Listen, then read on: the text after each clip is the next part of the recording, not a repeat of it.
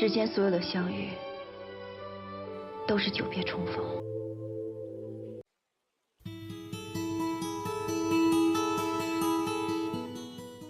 清风明月如怀抱。Yeah, weekend is not a peaceful weekend. There are strikes to Middle East, I think Iran, right? I think you all heard of the news. You don't have to repeat it. What I'm observing is the AI, what AI has been playing a role there, right? So the anthropic kind of hypocrisy being exposed, right?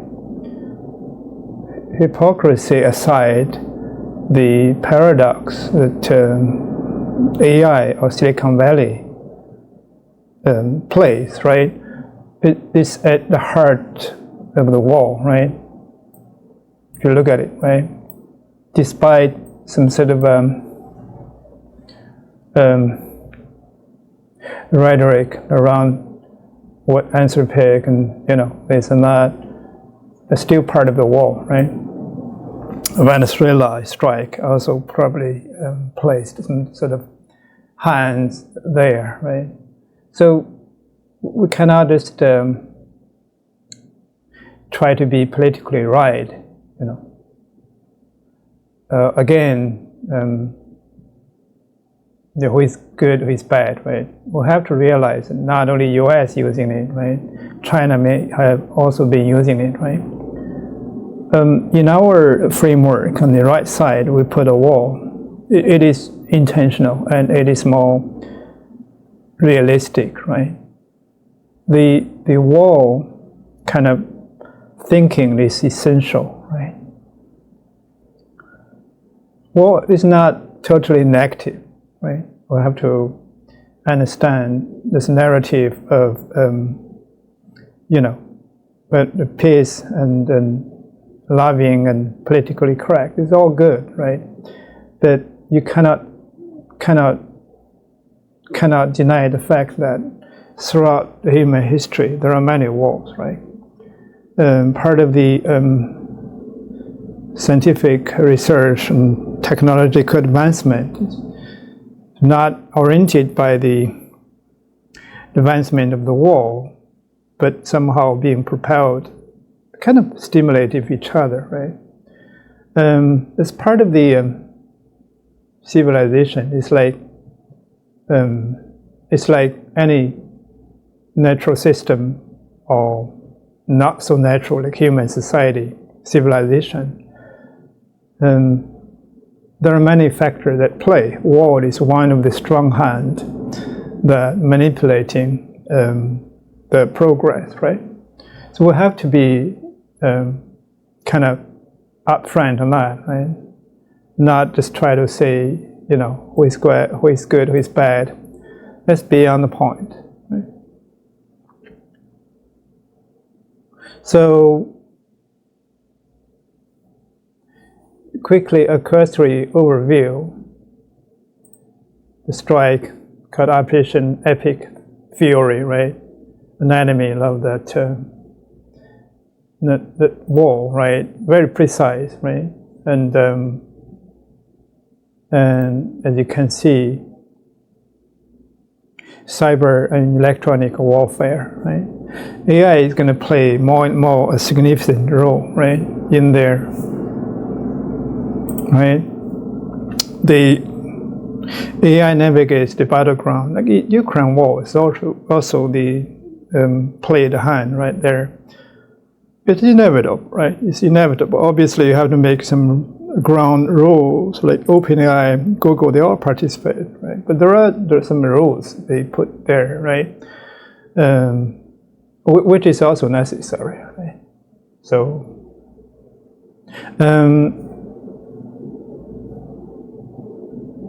some sort of AI-enabled intelligence assessment, right? And collateral damage estimation, risk calculation, right? Precision So all kind of data, right? You have to collect, and then you have to fit into some sort of model, right? To simulate and calculate and to strategically decide what to attack, how to retreat, right? This gives the advantage to the superpowers like US, and they have the choice to use it. But the smaller countries, right, the middle powers, would rush to gain that advantage as well. But other countries, right, like Iran, I'm not too sure how strong they are, but the majority of the countries would not have that capacity enabled by AI, right? That's never been our major focus, other than the spirit of war kind of thinking approach, right? Essential, right? But we come back to the more realistic enterprise agentic AI, or enterprise AI for short, right? It doesn't have to be agentic, There are multimodal, there are a lot of different aspects, right? Here's the concept I kind of advocate and propose, and blend into my business architecture, as you've seen, right? The 6 layer on the left was lift, and on the right was wall, and top of that is like how redefine the human and ontology and wealth, right? It's Venezuela or Iran. You're not going to say they're poor, right? But they are, right? What is the reason? The rich in resource, but the kind of their sovereignty is at kind of questionable, right? The governance model is also, you need to review that, right? AI is just a wake-up call, right? Do you have it? Do you not have it, right? That's the kind of dimensional advantage, right? So if you don't catch that glimpse of hope, some power given by AI, you're kind of being left behind, right? No matter how you're going to struggle, the sovereignty sort of will be in question, right?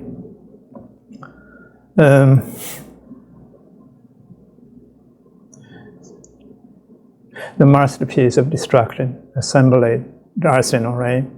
It's all part of the technology in general, or AI in particular, right? They absolutely played a role, right? And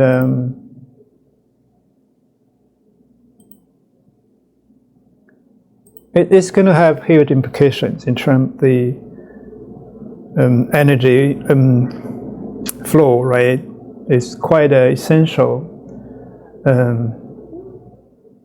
in a global kind of wealth building, right? When you look at the chair, if you try to, what is this going to lead us, right? We have to think about it, right? The race between the superpowers and the competition between these companies, right? It's never just the technology, right? It is something bigger at stake. We'll have to clearly see that, right? It's about survival, in my opinion, right? Survival in the sense, the businesses who were embracing AI, adapt AI, use AI in their business, they're going to survive and thrive. Those who don't, is probably going to be left behind, or left to closing down, right? Tumble down, like like this cave, right? Leave some empty chairs, right? It is no company big enough, to to be struck by the AI kind of storm, right? Nobody is big enough to fail, right? We all can fail, right? Important is to be prepared, right? It is imperative, right? You have to really catch up with the AI, right? Most important is your mind, right? Then you obviously have to embrace the science technology, the different way, even you look at the business, look at the AI and what role it plays, right? After all, it is a systematic engineering endeavor, right? You look at Anthropic, right? Arrogance aside, hypocrisy exposed. That childish kind of thinking is quite dangerous. Not to the world, not to the other companies, but to itself, right? My opinion that they don't really have a lot of really, you could call it strategic modes, right?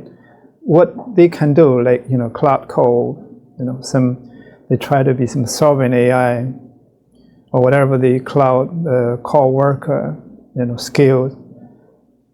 I don't think it is any sort of strategic that they can do it. There are many others can do it. Look, OpenAI can do it. Google can do it, right? XAI can do it. Meta AI can very soon going to do it, right? That's on the UI side. The Mistral can do it, right? Do you think not? That's not that hard to do. Like obviously, if you look at the DeepSeek 4, it's already done it, exceeding what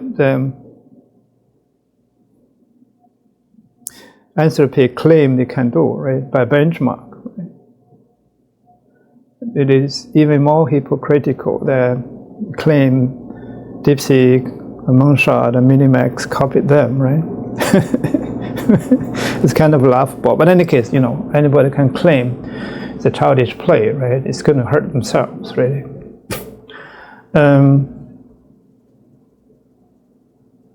What is more important, if you look at the DeepSeek version 4, right, is that it breaks through the really strong strategic modes, right? Built up by NVIDIA. NVIDIA has true leadership. They have true innovation there. Their strategic mode is CUDA, right? And then they try to build up the simulation kind of physical AI factory. Those are true innovations, right? Those are really admirable, right? Jason Huang is a way smarter leader, right? So, but again, DeepSeek breaks through that, and the newer version does not have to rely on the NVIDIA, right? So probably not many people understand it, right? They may still claim that they copied whatever, right? But they're using the Huawei and Shengteng, and also the Hanwuji, the domestic chips, right? Architecture, different architecture, meaning at the hardware, at the BIOS level, the CUDA level, right? That interface, right? When you train your model or you inference, it is almost another, maybe a fraction of that what the cost of NVIDIA if you use NVIDIA chips, right? It make the cost much more sustainable, right? Much more kind of a fraction of what Anthropic, OpenAI for the same result, right? That's what we call true innovation, right? You have to innovate in a mathematical level, right? In a hardware, the physical level, right? That's what we call innovation. But I'm pretty sure they don't have time to villainize others, right? To bickering about, who is good, who is bad, right? playing those childish games, right? They just systematically, push the button forward. Don't waste time in just, talking about this nonsense, right? As I said, it's a systematic approach, which is why I lay out 6 layers. On the bottom be elements and energy, right? Energy efficiency at elemental level, right? The mathematical level, that's science, right? And using physics and chemistry, all those material, right? Have new kind of material able to enable true breakthrough scientifically, right? The algorithm level, right? New architecture. Doesn't matter it's multimodal, doesn't matter is how you organize the memory versus processing logic chemically, right? Capture the signal differently. And then second layer above that is infrastructure and information. Information is critical. For example, the gap between, training data. You're looking at a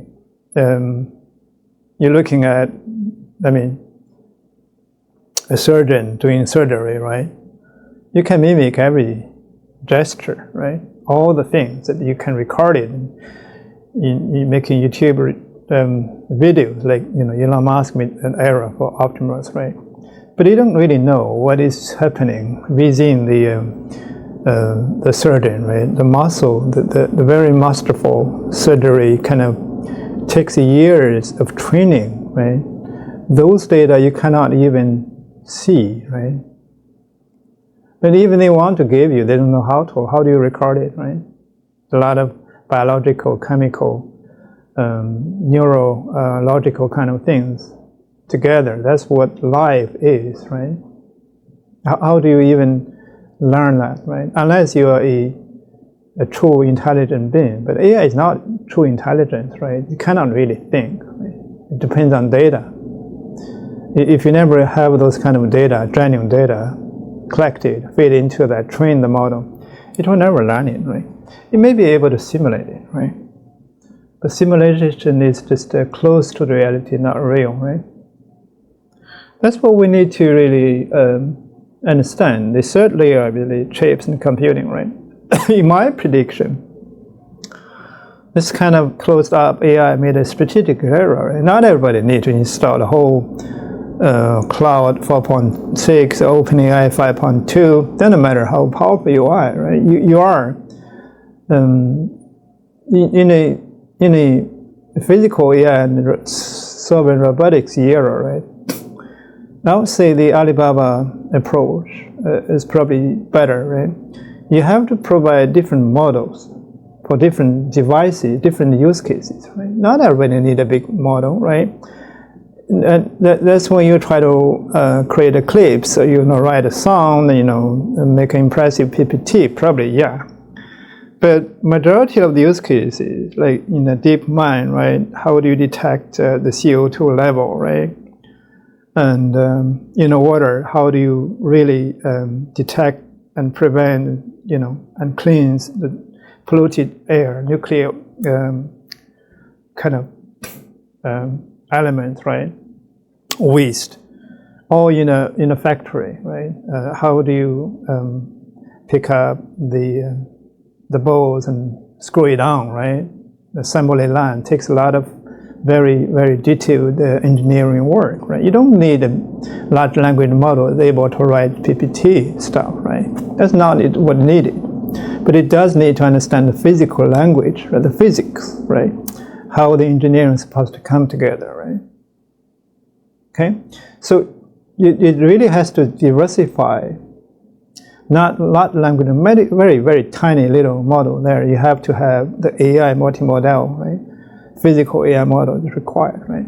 Even, those are still far-fetched, right? For now, AI is really good at making movie clips, write a song, summarize, write an article, even write a poem, right? Create a PPT, do a little audio. That's what it's really good at for now, right? The other less perfected art, but it's going to be very soon, right? It's coding, right? That's why we look at the OpenClaw, right? Steve, forgot his last name, right? It's quite impressive, but again, it is probably be used as anti-use case, meaning like not a positive one, right? Because you break a lot of security rules, right? And also the memory, how to really make it a more sustainable is a question, right? And certainly any larger business is not going to just embrace it. Right? It's going to break a lot of rules and then value it creates, give a lot of more risks, right? For the enterprise AI, that's the next big battle, right? We have to really think about it. I do have my proposal, right? Very detailed, but I want to think through first. Rather than talking about it, build a real case, right? Then share that experience. It's way more than just claim, it's breakthrough or something, right? Once you get specific, then everything makes sense, right? If you really stay on the superficial, general kind of level, you never really see the real problem, right? How can you provide a solution? It's impossible, right? But problem-oriented kind of approach in AI era, it's no longer the top-tier thinking. Top-tier thinking is systematic, right? What is your goal? What do you want to do? You can use agent to achieve that. You don't really have to recreate the same kind of problem, right? But some fundamental challenge is there, right? You have to go through, right? So, yeah, I'm thinking, right? Enterprise AI, you try to really figure it out, right? Just in some real cases, I'm not going to disclose the confidentiality, but I have to elevate it and abstract it, make it more shareable, right, and usable, right? Yeah, so I might dive into some details, but this is just a precursor, right, to remember the days, right, we've been through. Yeah, it's kind of, right? It's going to be a disruption in the energy, right? So by that we mean the global intelligence going to experience some volatility, some vulnerability going to be exposed, right? You need to build the modes for new resilience, right? The global architects, right? The global politics also need architects, right? Unfortunately, we don't have money, right? The cardinal sin or cardinal fallacy, right, of the UI's approach is very short term. Okay, it is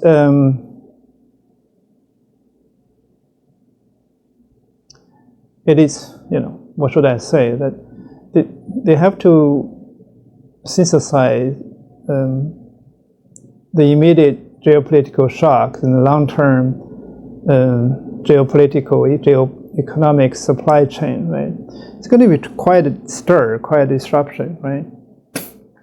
The Middle East, the strategic position in the energy factor, so unrest there is going to impact the whole world, right? So for any large business like Wall Street, you watch the stock market, right?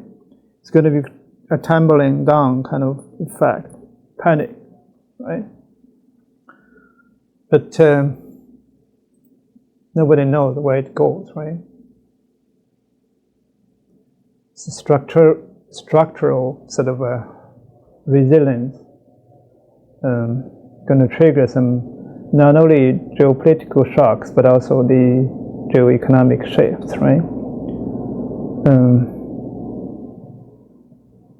Financially, a lot of people are going to lose money. We're already seeing the private equity kind of falling, right?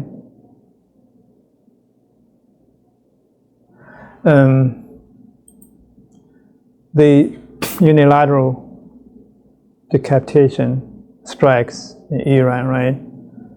So look at it, the Persian Gulf, right? the Hormuz Strait. That bit of choke point, it is the global energy supply, especially for China, right? This asymmetric retaliation threatens the global energy choke point, and then combatant, right? Global powers like the EU, China, Russia, they're not irrelevant, but they have to see how to stabilize the region, right? So the domestic political collapse, right? That's for the US and for the Iran first, right? It's not easy to close it. You can start a war, but how are you going to close it? It's a question, right? Think about Iraqi war, Afghanistan, right? But they should, and I'm pretty sure they're trying very bit of everything, right? To not get into a long-term struggle, right? Finish quickly, like what they did in Venezuela, right? They need the help from AI, sure, but AI alone is not a silver bullet. Okay, the real world is way more complex than this probabilistic logic or whatever power of AI can give you, right? Right, the market intervention risk breaking down, right? The price signal, the shifting innovation, right? It's we need to keep a close eye. The AI code generation, right? We look at that as well. We might have a little bit of thinking over the IBM. IBM is pretty stable, right? Been there for a reason, right? Their system is like mainframe. I've been there, right? It's probably the most close to mathematical precision, especially the DB2, right? I used to be deep into their relational database design. When COBOL came out, right, it's celebrated, right? And they made a lot of improvement since then. The object-oriented, even the kind of macro service era, they continue to improve it, and they provide in the ZOS, enterprise level connection. There's a lot of effort being made, right? There's a lot of value to replace it with whatever AI, the new code. I don't know. It's kind of like, yeah, I provide a bit more deep dive. I don't agree with that kind of approach, right? But SaaS on the other side, maybe it should be just, it will shrink for sure, but how it's going to turn around like SaaS for Salesforce, right? It's not going to be happening overnight, but again, the signal is clear. SaaS will be impacted, right? The launch of advanced AI coding, it will be there, right? I'm not saying we don't need an AI engineer, like developer anymore, but it's going to be hit really hard, right? Yet to see how we're going to embrace the different AI coding kind of capacities, right? It's a big hitter, I have to say that. That's one of the AI can offer really in the coding part, right? Not just writing code, but testing it, scanning for security loopholes, right? Automating the whole process, right? It may change the overall kind of software engineer stack, right? And how we develop applications, like current apps that we see in iPhone or Android or the typical like anything in a laptop, right? This will be 80%, in my opinion, is going to disappear. That's what OpenClaw, if you will, kind of illustrated to us, right? I'm going to dive deeper and see why, whether it makes sense or not. It's my feeling, right? I need to analyze it better, okay? That's my gut feeling. I think rather than replacing the COBOL or mainframe, that is where you need to watch out, right? The apps, the SaaS, right? But ERP, if you know that we are going to iterate many more times, right? it is the state number 3, right? State number 4, digitization, the big data cloud, data lake, the new microservice kind of, things, right? They are natural for AI agents, right? Agentic AI. Right? The ERP, however, I don't really encourage you to replace ERP either, right? They're there for a reason. They're old problems, old age, right? You do not try to dismantle them and try to recreate it unless you really require doing that. There are a lot more new business opportunities you should tackle. That's what the AI is for. You need to try to think of the new business model, like domain, different architectures, that AI native, right? Like you do not want to create SAP on cloud. I mean, you may try. There's not a lot of points doing that. Nor will you, recreate the whole COBOL ecosystem in AI. It doesn't really make a lot of sense economically. The ROI is not justified, right? And the risk is going to be kill you, right? So the AI coding generation, it triggers the reckoning for legacy software, for sure, but you have to be very careful not to get into a hypothetical, you solve a big problem. That problem may not be even relevant in the AI era, right? You're solving the old problem that you shouldn't be even care too much, right? But you look at it, the AI coding tools, like vibe coding tools, whatever you call it, it's going to be probably very soon be mature enough, right? For now, it is not. IBM suffered, right? A single day stock plunge because Anthropic claimed they could do this, could do that, right? Not too sure. And then systematic repricing is underway for the SaaS, right? AI agents, right? Dynamic ends the era of highly predictable recurring revenue. Rather than based on seed, the sales force try to switch and based on results. But again, how I've been iterating, right? It is a big shape, right? How are we going to turn that? It's a long haul game, right? Think about this.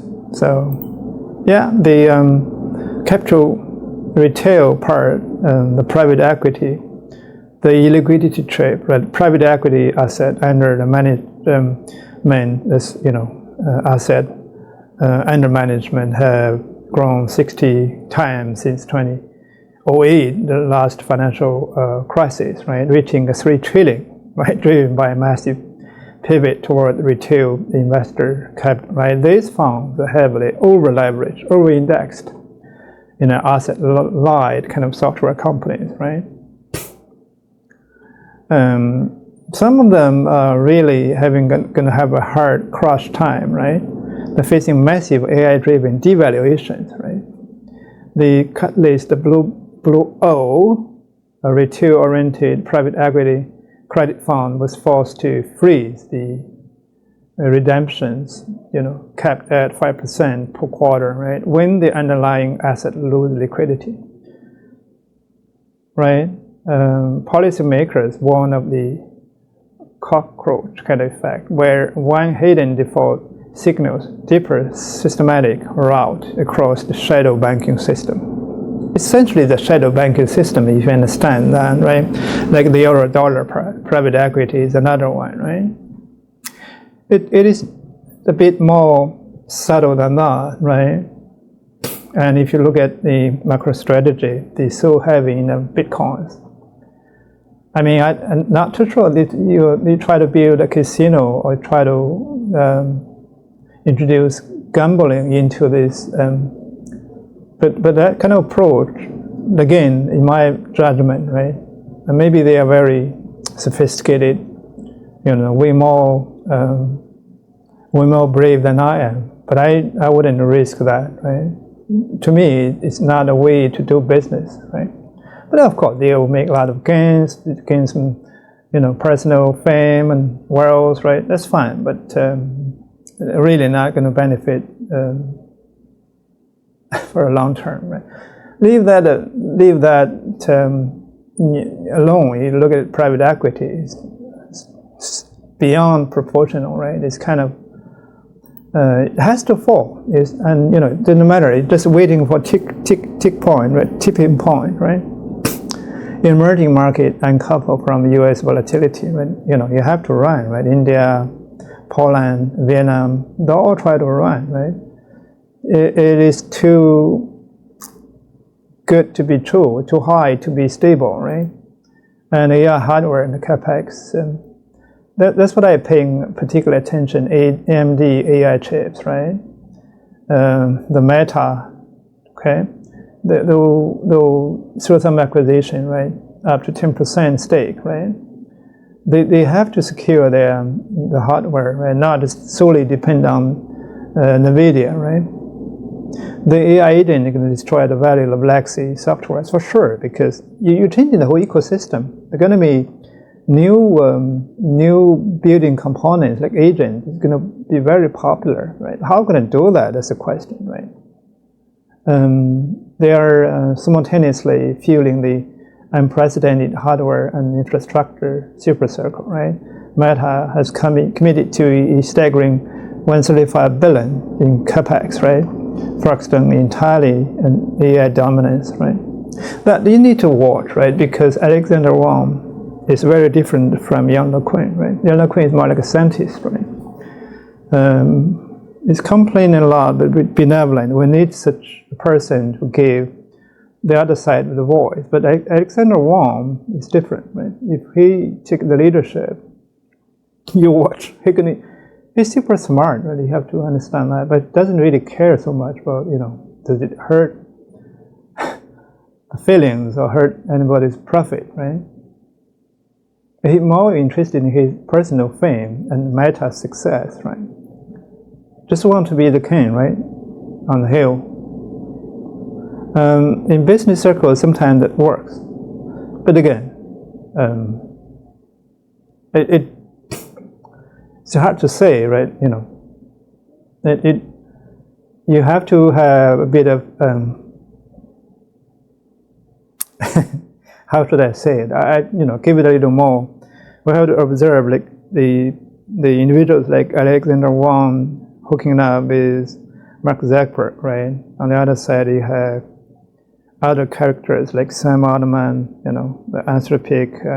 I keep forgetting his name. I don't know why, but Elon Musk, Satya, Microsoft, and one of the others, the DeepMind CEO, Demis Haspis, right? Those are the people you need to watch, right? But the innovators like Fei Li, I don't know, they probably don't gain enough fame, but they are, the true innovators like the DeepSeek CEO Liang Wenfeng and Huawei, that there's hundreds of thousands of scientists working. They don't really have such a big name, but they are the true force behind the age of AI, right? Okay, they deserve the most credit, but unfortunately they don't have time even to speak, to come to the limelight in the public, right? Essentially, it is physics, chemistry, mathematics is going to win, right? It is that systematic engineering on top of science and technology going to define the age of AI and robotics, right? It is industrialization, in my words. You look at the architecture I put together, right? The law, the industrialization or re-industrialization, no matter how new, it depends on how you look at it. And then the LIFT, meaning finance, right? We need a new finance ecosystem, new rail for money movement, right? We need to move $1 trillion. Think about it. The current rail is not good, right? You want to run a high-speed train, but you need to put a new track, right? That's pretty simple, right? But the current track is pretty aged, right? You cannot run a high-speed train. You're not good for the era of AI and robotics, right? Each and every agent, eventually some key agent, doesn't matter what is the allocation, there has to have a bank account able to financial transactions, right? But again, are they going to be responsible for the money? they're not sentient beings, right? Not human beings, right? Especially some humans has to be accountable, right? So, any case, we'll look into that more, right? So, what it is, geopolitical IP, okay, the strategic imperative, navigating the world transition, risk mitigation, capital allocation, strategic foresight, right? Rotate to the structural resilience over side. Yeah, any case, those are the kind of obvious. Yeah, this is we have to look at it, right? So another important relationship we need to observe is between Microsoft and OpenAI, right? OpenAI just got 110 billion investment, right? So they all try to be very diplomatic, right? They try to gain some, like OpenAI try to gain some independence from Microsoft, right? My prediction, I don't know, Anthropic should join OpenAI, right? Have better leverage, right? But eventually Microsoft will lose control of OpenAI for sure, right? The strategic shift, OpenAI is moving away from the exclusive dependency with namely cost, to the open relationship, right, with the industry's biggest player. The outcome is that by fragmenting the table among the intense rivals, OpenAI going to ensure its operational destiny is no longer held captive by the single corporate partner, right? You're going to be partner up with Microsoft, AWS, NVIDIA, and SoftBank and others, right? So that is way smarter than what Anthropic tried to play. Right? And if it caught Microsoft strategically, right, it should be doing better, but it didn't, right? Unfortunately, right? But let's see, they're all very good players, right? Way better than what Anthropic has demonstrated the capability, right? But we're gonna, look at some nuances and provide some details about what Anthropic, latest kind of events, and analyze why, some of the claims it's not only hypocritical but also pretty dangerous, damaging, right?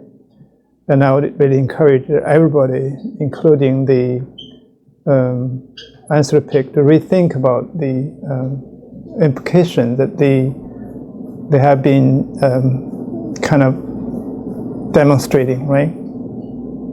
But again, it's not one thing you need to capture every dynamic. It's not quite possible, right? You have to think through.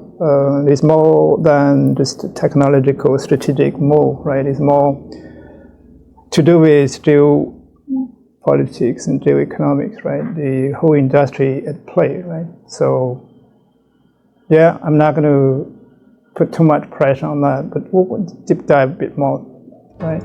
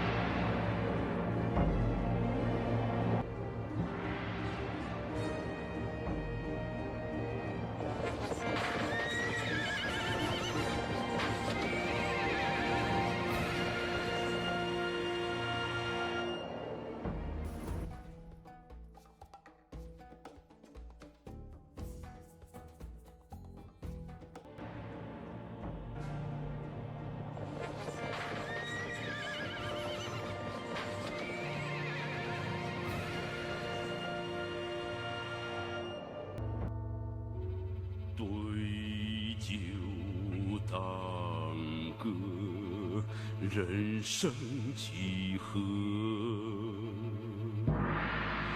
譬如朝露去日苦读。